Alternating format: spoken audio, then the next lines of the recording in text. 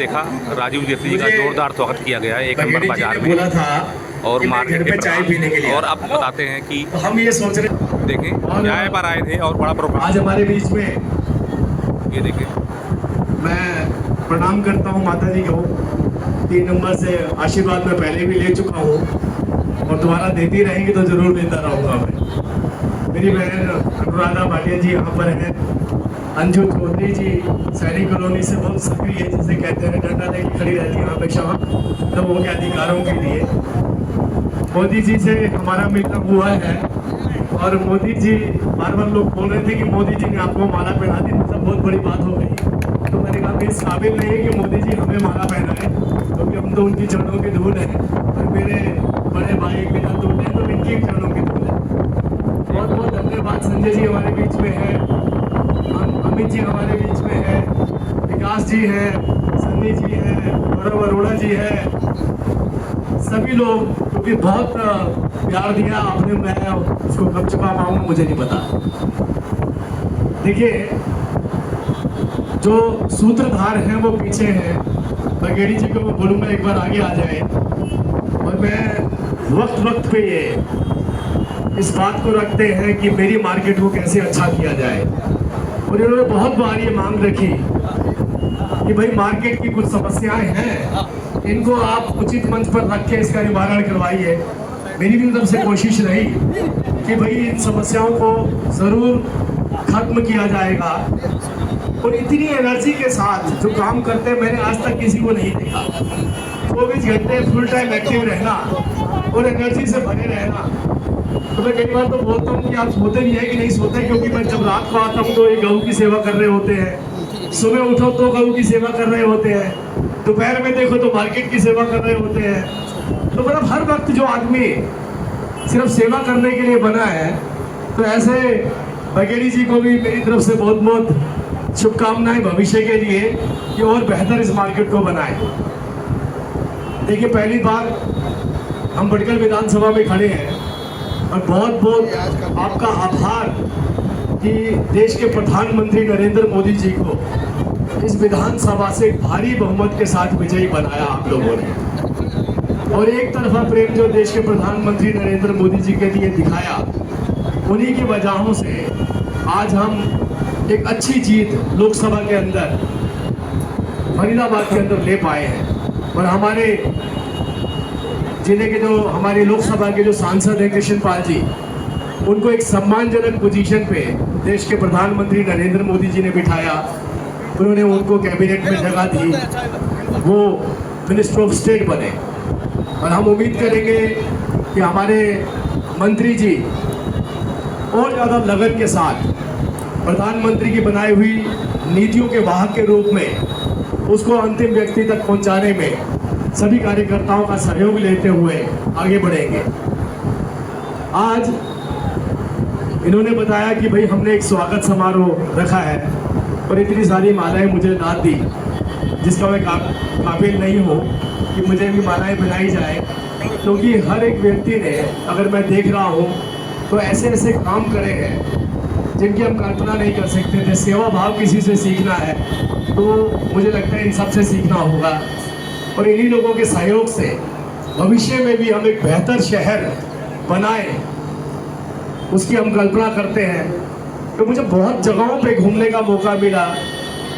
मेरी 12वीं तक की एजुकेशन यहाँ हुई, उसके बाद मुझे साउथ इंडिया में रहने का मौका मिला, बाकी शहरों में रहने का मौका मिला। घूमना तो मेरी दिनचर्या का एक हिस्सा है, क्योंकि पार्टी भी मुझे अलग अलग प्रदेशों में प्रभारी बनाकर कई बार भेज देती है।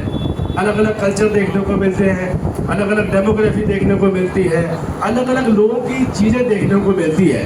और छोटी सी बात है, क्योंकि जब भी हम शहर को सुंदर करने की बात करते हैं तो ये कलेक्टिवली होता है, ये एक तरफा नहीं हो सकता। इसी देश के शहर बहुत खूबसूरत भी है।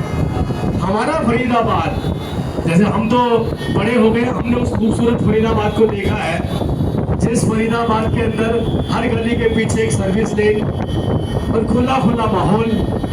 हम जब छोटे होते थे, मैं कल ही किसी से बोल रहा था कि अगर हम 1-2 नंबर चौक पर खड़े हैं और कोई साइकिल जा रही है और उस साइकिल की चेन में से आवाज आ रही है, तो वो चेन की आवाज़ 1-2 नंबर चौक तक हम सुन लेते थे, मतलब इतनी शांति इस शहर के अंदर हुआ करती थी।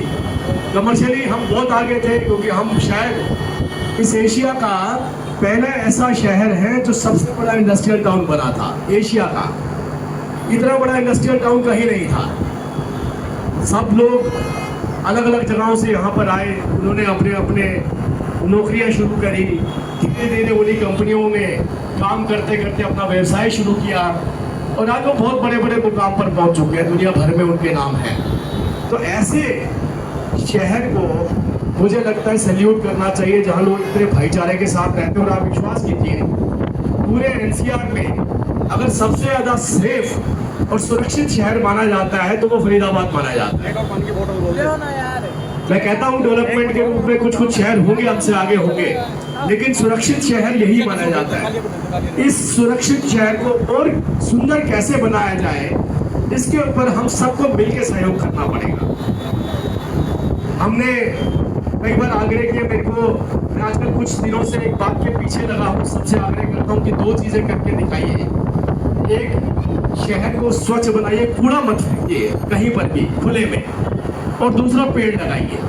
ये 2 चीज़ें ऐसी हैं जो आपके शहर को पूरा बदल करके रख दें। आप खुद कूड़ा मत फेंकिए और एक पेड़ लगाइए, उसके बाद देखिए आपका शहर ग्रीन हो जाएगा, पूरी तरह से हरा हो जाएगा। और आधी सुंदरता हमारी शहरों की कहीं ना कहीं वृक्ष लगाने से आती है, पेड़ लगाने से आती है। दूसरा, आप कूड़ा नहीं फेंकेंगे तो रिस्पॉन्सिबिलिटी बन जाएगी सबकी, चाहे वो प्रशासन है, चाहे वो शासन है, कि मुझे कूड़ा एकत्रित करके उचित जगह पर पहुंचाना है। क्योंकि कल भी मैंने खुद खड़े होके इकोना पार्क के अंदर कूड़े की सफाई करवाई, तो बार बार मुझे ये बताया गया कि हम हाथ साफ करते हैं, लेकिन अगले ही दिन कोई आकर के कूड़ा फेंक देता है और सड़क पर फेंक करके जाते हैं। तो अगर हम खुद अपने शहर को गंदा करेंगे, तो आप ये सोचिए कि हम अपने बच्चों के विजिटिंग कार्ड, अपने बच्चों के एड्रेस को अपमान कर रहे हैं। किसी का बच्चा विदेश में रहता होगा, किसी का बच्चा हैदराबाद रहता होगा, किसी का बच्चा बेंगलोर रहता होगा, कोई आईटी में होगा, कोई दूसरी जगहों पे होगा, और वो बताता होगा मैं फरीदाबाद रहता हूँ। और फरीदाबाद में अगर कोई उनसे मिलने के लिए आता है और वो शहर को स्वच्छ देखता है, तो उसके एड्रेस को सम्मान मिलता है, उसके पते को सम्मान मिलता है। लेकिन वो इस शहर को गंदा देखता है, तो कहीं ना कहीं मुझे लगता है कि उसके एड्रेस, उसके विजिटिंग कार्ड का अपमान होता है। तो हमें अपने बच्चों की खातिर अपने शहर को साफ करना है। और इस मुहिम के अंदर जो भी लोग जुड़ेंगे, मैं आप लोगों से आग्रह करूंगा, मैं 24 घंटे उनके साथ खड़ा होने के लिए तैयार हूं। अगर कहीं पर भी स्वच्छता को लेकर के या वृक्ष लगाने को लेकर के, ग्रीनरी को लेकर के किसी भी तरीके के कदम आप मुझसे अपेक्षित होंगे, तो मैं आपके साथ खड़ा होऊंगा। कोशिश रहेगी पूरे प्रशासन को उसके अंदर एंगेज करेंगे। हमारा कलेक्टिव सहयोग हमारे शहर को सुंदर बनाएगा। बघेड़ी जी ने बार बार एक मांग रखी है कि हमारे संजय जी आप जो बकायदा इसके लिए चिट्ठी लेकर के आए, अमित जी साथ में थे, कि हमारे मार्केट के अंदर एनक्रोचमेंट बहुत ज़्यादा है, चलने की जगह नहीं होती है, और क्योंकि चलने की जगह नहीं होती है तो इसलिए लोग कई बार हमारी मार्केट जो बड़ी दुकानें हैं उनके व्यवसाय में भी कमी आती है। तो हमने ये भी कहा कि हम कोशिश करेंगे कि एक बेहतर व्यवस्था, एक सुंदर मार्केट का निर्माण किया जाए, जिसके अंदर पार्किंग की भी जगह हो, जिसके अंदर कुछ ग्रीनरी भी की जाए, कुछ गमले भी लगाए जाएं। दूसरे शहरों की तर्ज पे हमें 1 नंबर मार्केट को भी और सुंदर बनाने की कोशिश करेंगे। और अगर इस तरीके के सहयोग हमें मिलेंगे तो वो दूर नहीं, हम वापस अपना खूबसूरत फरीदाबाद शहर पा लेंगे। और मुझे लगता है कि आप जितने जुनूनी लोग, आप जितने मेहनती लोग, आप जितने डेडिकेटेड लोग अगर साथ जुड़ गए तो दिन दूर नहीं है, बहुत जल्दी परिवर्तन आपको नजर आने शुरू हो जाएंगे। और ये कोई 1 वे ट्रैफिक नहीं है, ये 2 वे ट्रैफिक है। ये एक तरफ से नहीं होगा, दोनों तरफ से होगा। आप 4 कदम बढ़ाइए, कहीं कोई कदम रुकता है तो मैं विश्वास दिलाता हूं उस कदम को आगे ले जाने की जिम्मेदारी मेरी। अगर कोई प्रशासन के अंदर तकलीफ देता है तो उसका चाहे मुझे कितना भी खामियाजा उठाना पड़े, लेकिन मैं आप लोगों के साथ खड़ा होकर उसकी लड़ाई लड़ूंगा। और मैं ये कोशिश करूंगा कि ये परिवर्तन हम जल्द से जल्द लेकर के आए। मैं एक आग्रह करके आपसे जाऊंगा अगर कोई कर सकता है, मेरा साथ दे सकता है तो जरूर दे।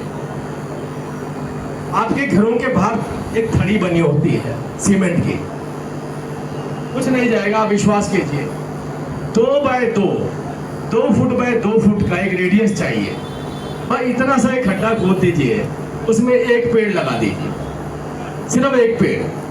क्योंकि आपके बच्चों का जो सबसे बड़ा इंश्योरेंस है ना, वो पेड़ होने वाला है। ये बड़े बड़े बंगले, ये कंक्रीट की इमारतें, ये उनके भविष्य में कहीं ना कहीं दखल डालने वाली है। ये गर्मी पैदा करेंगी पैसे से, तो वो समृद्ध हो जाएंगे, लेकिन ऑक्सीजन नहीं होगी उनके पास। तो एक कदम उठा करके देखिए, 2 बाय 2। बहुत सारे पेड़ ऐसे आते हैं जिनकी जड़ें ज़्यादा नहीं फैलती हैं, बहुत सारे पेड़ ऐसे आते हैं जिनका ऊपर भी फैलाव ज़्यादा नहीं होता है। लेकिन उन पेड़ों को चुनिए और अपने घरों के बाहर जरूर लगाइए। एक पेड़ कितनी जगह लेगा? 2 बाय 2, 2 फुट बाय 2 फुट। अगर आपका थड़ी बनी भी है तो उसको कटवा दीजिए, उतनी जगह में एक पेड़ लगाइए। अब विश्वास कीजिए, 4 चांद लग जाएंगे आपके घर के बाहर। जितनी ग्रीनरी होगी उतना अच्छा नजर आएगा आपका घर। तो मैं आपसे एक आग्रह करके जा रहा हूँ, हाथ जोड़ के निवेदन करके जा रहा हूँ। वो निवेदन सिर्फ इतना रहेगा कि 2 चीज़ों के लिए प्रण ले लीजिए, सफाई और वृक्षारोपण। ये 2 चीज़ें, जैसे सुभाष चंद्र बोस जी ने कहा था ना, तुम मुझे खून दो मैं तुम्हें आज़ादी दूंगा। तो मैं आपको आज़ादी नहीं दूंगा, आपका शहर आप खुद ही सुंदर कर डालेंगे, पता भी नहीं चलेगा कैसे हो गया। आप केवल कूड़ा नहीं फेंकूंगा या फेंकूंगी, ये प्रण ले लीजिए। और 2 बाय 2 का एक रेडियस अपने घर के बाहर अपने आप को दे दीजिए। अपने आप को दे देंगे तो आपके बच्चों को एक ऐसा इंश्योरेंस मिलेगा जिसका कितना भी प्रीमियम भर दें, बाकी इंश्योरेंस का तो वो काम नहीं आएगा, वो अस्पताल में ही काम आएगा। लेकिन अस्पताल में ना पहुंच पाए, वो 2 बाय 2 का रेडियस का खड्डा जो होगा जिसमें आप पेड़ लगाएंगे, वो उनके काम आएगा। तो आप सभी का मेरे को बहुत बहुत आशीर्वाद और प्यार मिला। मैं बहुत बहुत धन्यवादी हूँ सभी लोगों का। और मैं उम्मीद करूँगा किसी मेरी माता ने, बहन ने, किसी के अंदर कोई ऐसा ख्याल आता है कि मैं अपने शहर को की सुंदर बनाने में अपना कंट्रीब्यूशन करना चाहती हूँ, कोई करना चाहता है, किसी भी वक्त पे मुझे फ़ोन करिए, मैं वहाँ पे आपको खड़ा हुआ पाएंगे, आप मुझे पाएंगे। और इस प्रण को आगे लेकर के जाएंगे। हो सकता है किसी के पास समय ना हो सकता है कोई घर में व्यस्त हो सकता है कोई व्यवसाय कर रहा हो, लेकिन आप विश्वास कीजिए, एक दिन के अंदर 10 मिनट, सिर्फ 10 मिनट के कमिटमेंट से आपको आपका ब्लॉक, आपका विधानसभा, आपका क्षेत्र में बदल करके दिखा सकता हूँ। केवल 10 मिनट दे दीजिए। हर कोई व्यक्ति अगर कहीं कूड़ा फेंकता है तो उसको आग्रह कीजिए, भाई कूड़ा बाहर मत फेंकिए। पड़ोस में फेंकना, उसको भी आग्रह करिए। एक पेड़ की जरूरत है, उसके लिए बार बार विनती करूंगा कि एक पेड़, सिर्फ एक पेड़ जरूर लगाइए। मैं बेंगलोर में पढ़ता था, आप विश्वास कीजिए, छोटी छोटी सड़कें हैं। वहाँ पे एक जगह है सिटी रामपुरम, थोड़ी सी वो स्लम टाइप की जगह है, और वहाँ अगरबत्तियाँ बनती हैं। आप विश्वास कीजिए, उस गली जो उनकी होती थी, उसकी चौड़ाई मुश्किल से मुश्किल 8 फुट होती थी, कहीं की 10 फुट होती थी, 8 फुट से ज़्यादा नहीं होती थी। लेकिन मैंने एक चीज़ देखी, छोटे छोटे घर, हर घर के बाद एक पेड़, और इतना सुंदर वो स्लम एरिया लगता था। तो मैं सोचता था कि मेरे फरीदाबाद को तो सबसे पॉश सेक्टर भी ऐसा नहीं है। तो मुझे लगता है सुंदर बनाने के लिए अमीरी नहीं चाहिए होती, सुंदर बनाने के लिए आपके एफर्ट्स चाहिए होते हैं, पैसा नहीं चाहिए होता। छोटा घर भी सुंदर लगता है और बड़ा घर भी कई बार इतना सुंदर नहीं लग पाता, सिर्फ इसी बात के लिए कि पेड़ों के अभाव में, ग्रीनरी के अभाव में, सफाई के अभाव में। तो हमें एक प्रण लेना है, कंक्रीट के जंगल के अंदर, अगर कंक्रीट के जंगल से छुटकारा नहीं पा सकते तो एक वृक्षों का जंगल और बना दीजिए, ताकि हमारा जो तालमेल है पर्यावरण के साथ वो बना रहे। मैं इन सब बातों के साथ बहुत बहुत धन्यवाद करता हूँ आपका, और आपसे आग्रह करता हूँ, कभी भी कोई मेरा फोन नंबर मुझे लेकर के बोलिए, मैं खुद पेड़ लेकर के आऊँगा, आपके घर के बाहर लगाऊंगा। सिर्फ इतना सा दे दीजिए कि 2 बाय 2 फुट बाय 2 फुट का खड्डा खोदने की परमिशन मैं खुद लगाने आऊँगा। स्वच्छता के ऊपर आपको कोई भी बात ऐसी लगती है, उसके लिए भी किसी भी वक्त कॉल कीजिए, प्रशासन, शासन दोनों के साथ मिलकर हम वहाँ पर सफाई करने का पूरा सहयोग आपके साथ करेंगे। बहुत बहुत धन्यवाद।